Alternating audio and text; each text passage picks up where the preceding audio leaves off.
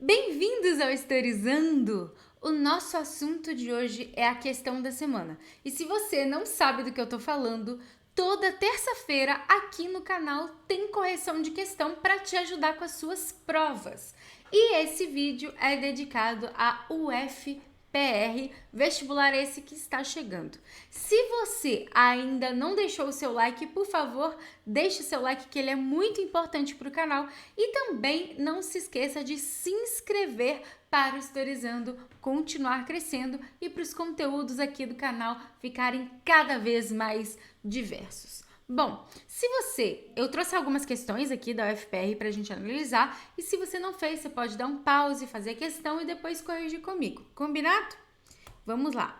E aproveitando, vou deixar aqui, ó, nessa bolinha aqui, nesse card aqui, vou deixar os vídeos que já tem por aqui sobre a UFPR, porque tem mais vídeos aqui com mais questões, mais correções e comentários de prova que são muito importantes nessa etapa final, nessa revisão final.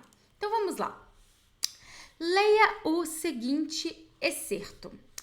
Para nós, o ostracismo existe no sentido figurado, mas para os atenienses era uma medida concreta que marcava a vida do ostracizado. As escavações arqueológicas permitiram que se descobrissem cacos com diversos nomes de ostracizados. Interessantíssimo, né?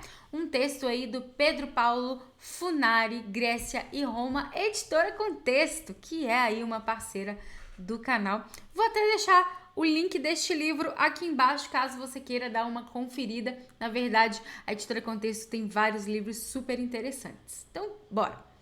Considerando os conhecimentos sobre Grécia Antiga, a principal função pensada para a implantação do ostracismo na sociedade de Atenas entre os séculos VI e V a.C. foi de impedir o quê? Bom, primeiro, eu acho o seguinte, Tati, e se eu não souber o que é ostracismo, pode acontecer? Pode acontecer.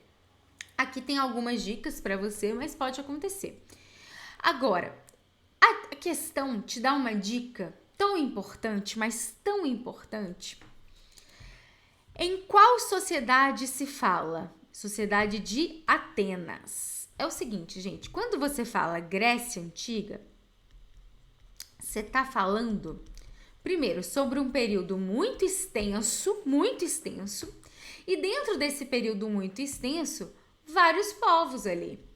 Então, por exemplo, quando a gente tem a questão das chamadas cidades-estado, e aí eu tô fazendo uma revisão com você aqui, lembrando que tem aula completa aqui, tá? Se você tem cidades-estado, você tem Atenas, mas quando você fala de Grécia Antiga, você não tá falando só de Atenas, você tá falando de Esparta, você tá falando de Creta, etc, etc, etc, tá? Por que eu tô falando isso? O que a questão tá te pedindo é a sociedade ateniense. Você precisa procurar algo que se envolva com a sociedade ateniense, tá? Isso, as alternativas te dão uma ótima dica. Tá bom, Tati, mas conta pra mim, o que é ostracismo? Ostracismo é uma punição, é um tipo de punição para as pessoas que vão contrárias à democracia, como, por exemplo, acúmulo de poder, como, por exemplo, tentar instaurar tiranias, etc. E que tipo de punição é essa? Seria como se fosse um exílio, expulsar aquela pessoa da cidade por cerca de 10 anos, tá? Então, hoje a gente usa na nossa linguagem, né, no nosso cotidiano, a palavra ostracismo em que sentido? De ser colocado no esquecimento. Então, por exemplo, as ideias de Olavo de Carvalho foram colocadas no ostracismo. Que assim seja, né? E é isso, no esquecimento. Deixadas para lá, deixadas de lado, ao léu, tá? Isso seria o sentido figurado que o autor tá falando aqui. Mas o ostracismo nesse momento ateniense não é um sentido figurado. É as ideias desse cara, e não só as ideias como a própria pessoa, o próprio político, etc., vai ser expulso, vai ser colocado de lado, vai ser deixado de lado da cidade. Entende? E perdeu os direitos políticos, etc. Então, a gente vai procurar com relação a isso aqui. Primeiro, letra A. Micênicos tivessem poder político e ameaçassem a aristocracia. Nós temos alguns problemas. Primeiro, que o ostracismo aqui a gente está falando de democracia. Então, você não tem essa divisão necessariamente nesse sentido. Mas esse nem é o pior dos problemas. Micênicos. Quem são os micênicos? Os micênicos são, como eu posso dizer, são povos que chegaram à região do que a gente conhece como Grécia Antiga no início da formação, do processo de formação. E aqui a gente está falando já de períodos posteriores, arcaico, clássico, certo? Então eu aconselho até você dar uma olhada na linha do tempo aí dos gregos antigos. Aqui no canal, eu fiz um vídeo recentemente sobre antiguidade no Enem. Ai, Tati, mas é no Enem, eu vou fazer o FPR agora. Gente, deixa eu falar uma dica pra vocês, uma coisa pra vocês. O título dos vídeos de história, tá? Pode ser que outras áreas seja diferente. Mas se tá falando de história, não tem um dado que vai ser diferente porque é na UFPR. Pode ser que a prova seja mais ou menos aprofundada, mas os vídeos feitos para o Enem servem para os seus estudos de outros vestibulares também na história. O que pode acontecer é que, por exemplo, lá na UFPR cai uma parte específica da história. Aí você vai ter que ver um vídeo específico. Mas Grécia e Roma cai no Enem também. E vai cair com as mesmas informações. A história da Grécia e a história da Roma Antiga não mudam porque a prova mudou. Tá entendendo? Então, assiste, porque tem linha do tempo lá. E tem um resumo muito bom sobre Grécia e Roma que vai te ajudar bastante a fazer a prova. Então, a gente já eliminou essa daqui, tá? B. Estrangeiros mobilizassem poder político e ameaçassem a oligarquia. Os estrangeiros, eles, dentro da democracia, eles não faziam parte. Mas não é algo específico de quem não faz parte. O ostracismo é aquele que tem direito de participação política e perde o direito. Tati, mas como assim o direito de participação política? A chamada cidadania. Quem é cidadão em Atenas? Homem, maior de idade e tem que ser ateniense, tá? Então não pode ser estrangeiro, por isso a gente nem coloca como opção aqui.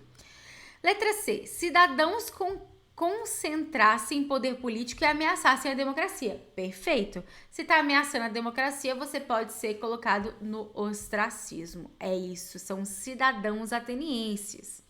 Aí, de novo, espartanos arregimentassem o poder político e ameaçassem a república. Tem vários erros aqui. Primeiro, os espartanos, eles nem fazem parte e nem estão presentes na questão da sociedade ateniense, né? Pode ter um espartano ou outro ali como estrangeiro, mas não é o caso, não existe essa inclusão. E mesmo que existisse, mais uma vez, se estrangeiro não faz parte da cidadania, se não faz parte da democracia, não vai ser incluído nessa lógica do ostracismo, tá? E, de novo, que república, gente?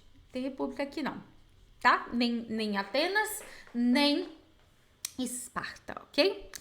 Cretenses conseguissem poder político e ameaçassem a tirania. Ameaçassem a tirania? Na verdade, o problema maior do ostracismo é uma ameaça à democracia e não à tirania. É que se você for tirano, você vai provavelmente sofrer ostracismo. E, de novo, é um estrangeiro aqui, ó. Lembra que, mesmo você não sabendo direito o que é o ostracismo, a questão te dá uma dica enorme. Fala sociedade ateniense. E você, que vai fazer uma prova que inclui a antiguidade, saiba que na Grécia Antiga, as cidades e estados são independentes, são autônomas, cada um tem sua política, cada um tem seu processo. Então, eu não vou colocar um cretense para fazer as coisas na política ateniense, tá entendendo aqui? Então, beleza. Letra C de casa. Ficou alguma dúvida? Deixa nos comentários. No que diz respeito à Inconfidência Mineira e à Conjuração Baiana, então agora a gente está falando de quê? De Brasil Colônia, de revoltas separatistas do Brasil Colônia. Assinale a alternativa que destaca uma semelhança e uma diferença. Gente, o que eu já vi de prova cobrando essas comparações, o próprio Enem já fez isso também. E geralmente é a mesma coisa, tá? Eu já dei uma olhada aqui mais ou menos na questão. É mais ou menos as mesmas informações e eu vou te dar essa dica. Mas é claro que eu vou deixar aqui. A gente já tem Conjuração Baiana, a gente já tem Confidência Mineira aqui para vocês assistirem. A gente é ótimo. O Historizando, né? O canal tem. Assistam. Valorizem a produção de conteúdo de educação neste país e neste YouTube. Deixa seu like se você já está assistindo até aqui. E não se esquece de se inscrever nesse querido canal. Letra A. Ambos os movimentos defendiam a abolição da escravidão. Questionável, será? Mas na Inconfidência Mineira houve proposta de indenização aos proprietários escravizados e na Conjuração Baiana houve proposta de indenização aos escravizados.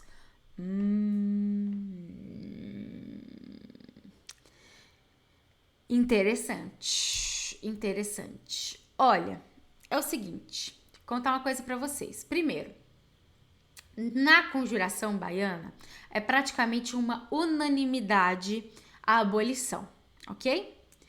Já na Confidência Mineira ou Conjuração Mineira, não é uma unanimidade. Quer dizer que a Inconfidência Mineira é 100% contra a abolição? Não. Toma cuidado com isso, tá? Agora, observem o seguinte. Aqui fala como se fosse uma unanimidade nos dois. Esse é o maior problema. Sobre a questão da proposta de indenização aos proprietários, eu confesso a você que eu nunca li nada a respeito, tá? É claro que eu não duvide que tenha a proposta aqui da indenização dos escravizados na Baiana, mas com relação à Mineira eu nunca li nada a respeito. O que eu já li é que não é uma unanimidade, porque muita gente fica assim, Confidência Mineira é elitista. Por ser elitista, consequentemente, é contra a abolição. Mentira, tá? É claro que você tem um cerne ali, um centro mais elitista, né? Com as pessoas, etc., os intelectuais, tem poeta, tem um monte de gente que tinha grana, que tinha posses. Mas ela não é 100% elitista, a participação, e nem 100% contra, tá? Já vou te avisando aí. Mas com certeza a Conjuração Baiana tem sim um caráter muito mais popular nesse sentido e com certeza mais voltado para a abolição. Lembrando que nessa época, e não só nessa época, né? Acredito que hoje também, mas a maioria da população de Salvador, né, que é a capital da Bahia, era negra, a maioria esmagadora daquela época, que já existiu o processo de escravização. Hoje também acredito que seja. E isso, claro, também contribui, tá? Para essas ideias, né? Mas, então, não. Ambos os movimentos desejavam a mudança do sistema político no Brasil. Mas na Inconfidência Mineira houve a defesa de um regime democrático e na Baiana houve uma defesa de uma monarquia. Temos vários erros. Qual é o principal erro e qual é a principal informação que você tem que ter com relação a essas revoltas separatistas do 18 e do 19? Não existe nessa época um consenso, uma ideia de Brasil, de país, de nação. Nós éramos colônia. E não só éramos colônia, mas cada uma tinha uma questão regional e específico. Olha o tamanho do nosso país. Até hoje a gente tem muitas diferenças. Pensa numa época que a gente era colônia, não tinha contato assim um lugar com o outro, tá? Então isso é muito importante de você ter. Por que eu falo isso? Quando eu falo da Inconfidência ou Conjuração Mineira, ou da Conjuração Baiana, ou da Pernambucana, etc., eu não falo de uma revolta separatista para o Brasil. Eu falo de uma revolta separatista para Minas Gerais, para Bahia, para Pernambuco e algumas regiões adjacentes. Então, quando, por exemplo, a galera lá do Tiradentes, né, se a gente colocar no mesmo saco, assim, digamos, fala assim, vamos nos separar, não é vamos nos separar, vamos tornar o Brasil independente, é Minas Gerais, a mesma coisa a Bahia, tá? Então, essa é uma diferença que você precisa, é uma diferença assim, é um ponto importante de todas as revoltas separatistas desse momento. Porque as provas muitas vezes insistem em falar nessa questão de Brasil, mas não existe Brasil. E aí é importante que você entenda isso, tá? Então, já é um super erro e esses regimes também já são super erros. Ambos queriam repúblicas, se eu não me engano, tá bom? Então, não. C. Ambos os movimentos desejavam implantar a industrialização no Brasil. Mas em Confidência Mineira houve apoio de empresários ingleses e na Conjuração houve apoio do Marquês de Pombal. Não, não, não, não e não. Tudo errado. Primeiro que não era uma discussão chave a questão da industrialização. Claro, você tem lógicas econômicas diferentes, né, propostas diferentes, mesmo porque você quer separação da metrópole, mas não é uma discussão chave. E não tem esses apoios colocados aqui, tá? Nem Pombal, nem empresário inglês, nem nada, ok? D. Ambos os movimentos pretendiam unir-se a outras rebeliões nas colônias ibéricas na América. Também não. Mas na Inconfidência Mineira houve apoio de Simão Bolívar e na Conjuração Baiana houve apoio dos haitianos. Nossa. Gente, Revolução do Haiti é 1804, tá? É claro que você tem aí, a princípio, Por exemplo, vou dar um exemplo aqui com relação ao Haiti. Na Revolução Francesa, principalmente no período jacobino, você tem aí a questão da abolição do escravismo nas colônias francesas. Isso vai repercutir. E a Conjuração Baiana pode sim sofrer um processo de influência nesse sentido, tá? Mas eu não acredito muito que seja algo muito extenso, porque a Revolução do Haiti mesmo em si, claro que as lutas são anteriores, mas ela vai se concretizar em 1804. E aqui a gente tem 1798 a baiana. Então eu não faria tanto essa ligação. E Simão Bolívar, gente, as independências da América Latina como um todo, elas começam o processo no Haiti, né, em 1804. Então é o século XIX que vai tomar conta desses processos. Então não tem como você falar de grandes influências se é no século posterior, tá? Então não. No sobrando letra E, já vou marcar aqui, né? Ambos os movimentos pregavam independência regional em relação a Portugal, mas na Inconfidência Mineira houve maior participação da elite e na Baiana maior participação popular. Observe que, primeiro, foi exatamente isso que eu falei para vocês, né? É uma questão regional, da região de Minas, da Bahia, etc. E não só isso, mas observe também que ele coloca maior participação da elite. Quer dizer que somente a elite participou? Não. Maior participação popular. Quer dizer que só as questões camadas populares participaram? Não. Ok? É importante isso, a gente não colocar tudo num pacotinho, num lugar só, como se fosse uma coisa e acabou. Nada, nem na história, acredito que nem na vida seja assim, tá? Então, letra E. Olha só, se assistiu até agora, se você assistiu até agora, comenta assim, nada, não. Eu quero um código para mim e para você. Que código que eu posso colocar? Vamos colocar assim, eu sei o que é ostracismo. Pode ser? Ou então só ostracismo, se você tiver na preguiça. Mas se chegou até o final desse vídeo, comenta aí, eu sei o que é ostracismo. Ou só ostracismo. Pode ser? Não se esquece de deixar o seu like, não se esquece de se inscrever no canal e não se esqueça de assistir os outros vídeos que tem aqui sobre a UFPR. Eu acho que vai te ajudar bastante nessa reta final, bastante nessa revisão. Eu te desejo uma boa prova. Se você tiver sugestões e se esse vídeo alcançar muitas pessoas, quem sabe até mesmo antes da prova eu não faço mais um conteúdo, mas eu preciso do seu apoio. @HistorizandoTati em todas as redes sociais e aqui no YouTube é Historizando. Muito obrigada pela sua atenção, um beijo e até a próxima!